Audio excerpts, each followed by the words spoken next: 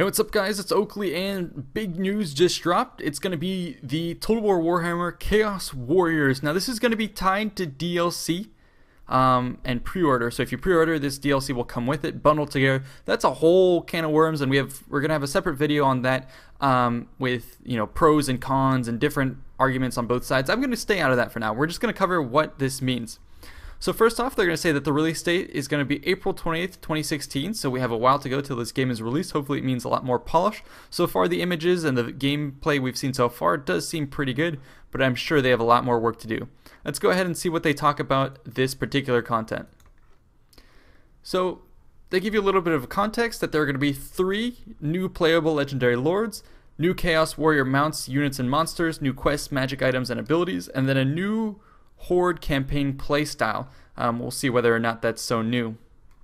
But anyways, the 3 new legendary lords are going to be Sigvald the Magnificent. He's going to be a Slanesh champion, Kolek Suneater, who is this huge dragon ogre, and then Archon or Archon, the Ever Chosen. I'm going to be covering these in a separate video, in-depth lore with Arch Warhammer, so stay tuned for that. These are the 3 ones. Mind you that these are 3 different ones as opposed to the 2 traditional ones, starting legendary lords for the 4 other main factions that they've announced so far. Interesting to note that there are 3 for Chaos in this case. However, do note that the 2 for the other factions are not just the end-all be-all. They did say that there will be additional DLC to unlock more of them. You get the tone of all this. It's going to be DLC, DLC, DLC. But again, we're going to save that for a separate conversation. Now let's get into kind of what they're talking about here. So new Horde playstyle, I'm just going to quote this for you. It says it introduces Horde-style gameplay to Total War Warhammer, allowing the Chaos Warriors to raise enemy settlements and set up encampments anywhere, taking their war spoils with them. The armies of Chaos rest only when exhaustion halts their marching, leaving nothing but corruption and ash in their wake. Now, is this new? No.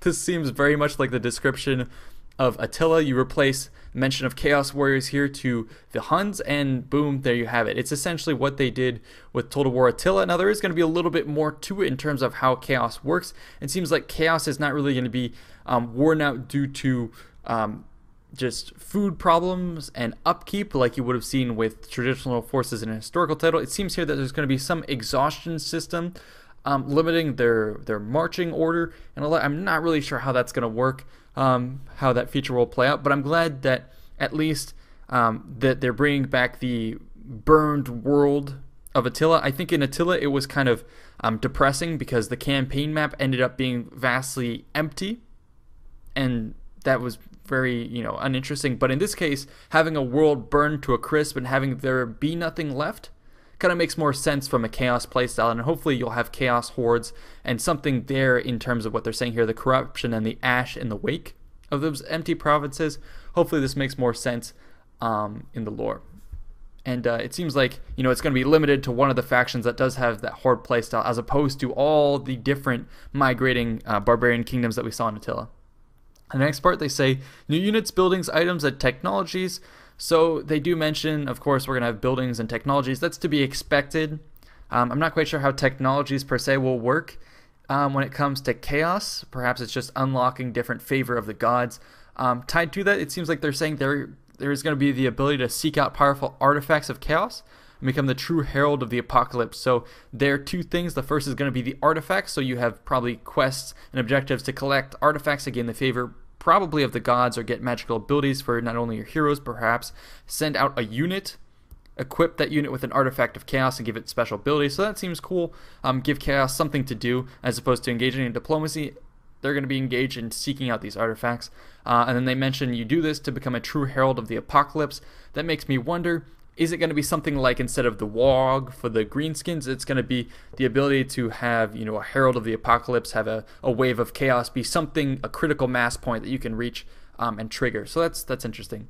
Another part they mentioned is going to be the spread of corruption in the name of chaos. So the quote here says, the foul energies that drive the Chaos Warriors leave ripples that permeate any place they pass through, influencing the populace, uses to spread dissent amongst the enemies of Chaos, creating cultist uprising through proliferation of dark worship.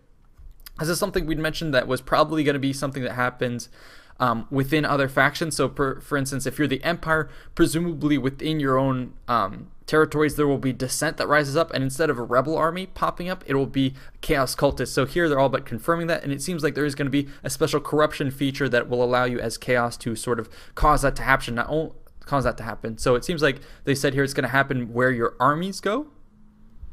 So that's interesting. We'll see if you have to send an army into an enemy population to cause cultists to rise up, or if it's something you can do with your agents themselves, kind of subversion in that sense. So that's cool. They also go over some of the units right through here. So they give you the full roster. So there's 3 legendary lords. They give you 2 lords. So there's a Chaos Sorcerer Lord, sort of a caster, and he's going to have the lore of death, metal, or fire. Then you have a Chaos Lord who's going to be a melee hero, or a melee lord. Then you have 2 heroes, the Chaos Sorcerer, who is again going to have the same roles, and then an Exalted Hero, which is going to be a melee hero.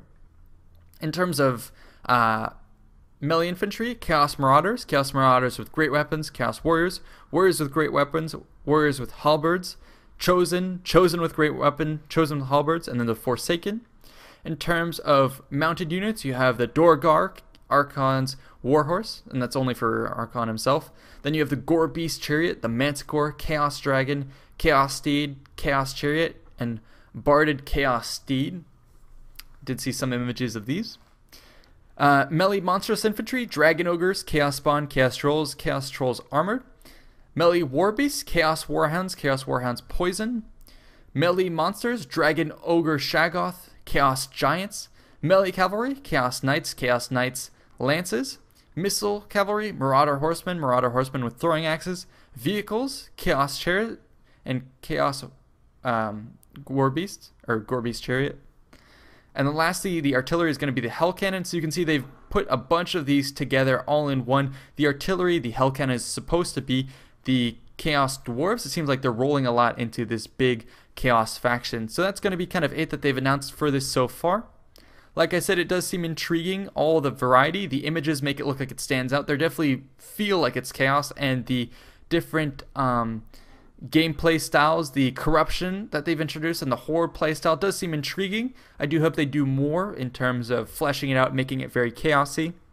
Again, there's a lot more to be discussed in terms of the specifics of the army, the characters, the lords, and especially this controversial DLC pre-order policy, but that's going to be addressed in separate videos. This is just going to get you the news right up front. So I hope you guys enjoyed. Stay tuned for those other videos.